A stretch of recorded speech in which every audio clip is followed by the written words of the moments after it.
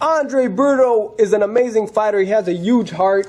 Recently, he suffered a tough break in his fight against Berto where he hurt his shoulder in the first round, and he fought like a warrior. Anybody else would have quit, pretty much. He stuck it out. Hey, this is why boxing is the most difficult sport that there ever was. This is why making a career in boxing is such a shot in the dark, 1,000,001 conditions, because here's a guy, Andre Berto, who talked the talk and looked like he was walking the walk. He was flashy. He was explosive. Dudes were getting knocked out. He had the physique. He had the slick Two moves. world titles. Working his way up the rankings into becoming like a legitimate player in this sport that was making lots of money. And then look, in the last 3 fights, it seems to have all come crashing down. And that's the vicious part about this game. And that's what makes it so real, is that this young man's career has come to a grinding halt. It's going to be on him. It's going to be on his next couple fights, you know, to make something productive out of the rest of his career. But it's going to be awful difficult off of 3 losses in a row and a tough knockout loss to Jose Soto Carras. And props to Jose Soto Carras for getting a marquee win.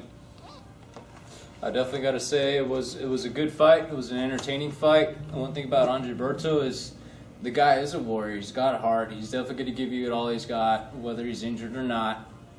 I did notice he was taking a lot of heat from the media this time, which I thought it was messed up, because he did try, and he did hurt his shoulder. It was pretty obvious, you know. I noticed it after the 4th round. But the announcers and everybody else didn't notice it till the 8th round. Well, you know what? It's just like as soon as I just saw him just throwing jabs and left hooks, and he wasn't really throwing the right, I knew right away. I'm like, oh yeah, he definitely hurt his shoulder.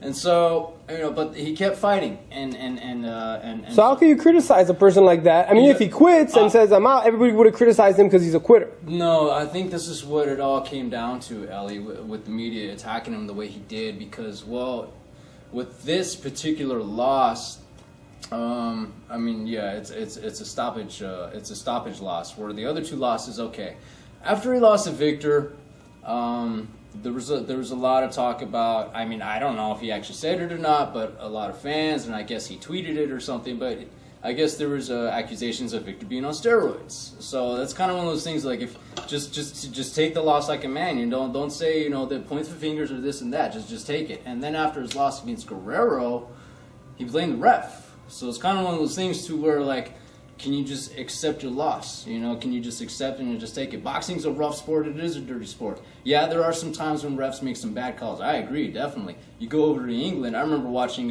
Ricky Hatton Casa Zoo. Oh, Ricky was mauling and then, like, grabbing him and, like, doing this. He was doing all kinds of dirty tactics, man, but he won the fight. Malik Scott against Chisora. That was pretty. The ref looked like the old guy from Chicken Little. You know what? The farmer. You know what? That whole thing, Ellie, speaking of that, I mean, people can say the ref counted too fast and this and that. This is what I noticed. And also in boxing, keep in mind, boxing fans, as soon as your knee touches that ground, there's a guy sitting on the side of the ring who starts counting right away. And the ref doesn't know what the count is. He's going to look over to that guy. The guy's going to give him what the count is, and the ref will take over the count from there. Let me ask but in the middle of the section, it's kind of hard to say. It's like, if you're getting up at the count of the 9, you should have that extra split second before 10, because when it's 10, it's over. But how many fights have you seen in your life?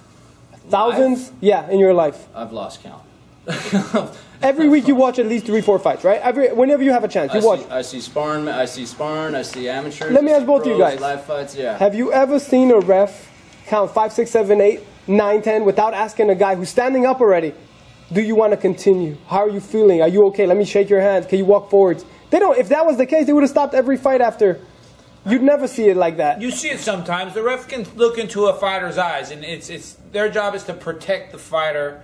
All right, to protect the fighter from themselves. Maybe he saw something staring into Malik Scott's eyes. Are you guys still talking about Malik Scott? Yeah, we're doing. Maybe he saw something, or maybe he didn't. Maybe he's on the fix. Who knows? But I have seen many refs just count and just wave it off. Yeah, it has happened. I haven't seen like in that. Not when a guy stands up and is not stumbling and then not like what. No guy gets up and asks what happened. This wasn't the case. I thought it was premature. Like, he just counted way too fast and didn't even want to continue. Well, you're not the only one that thinks it, Elliot. There's other people out there that think it as well too. But the bottom line is this: Chisora got the victory. It's in his story and in the record books.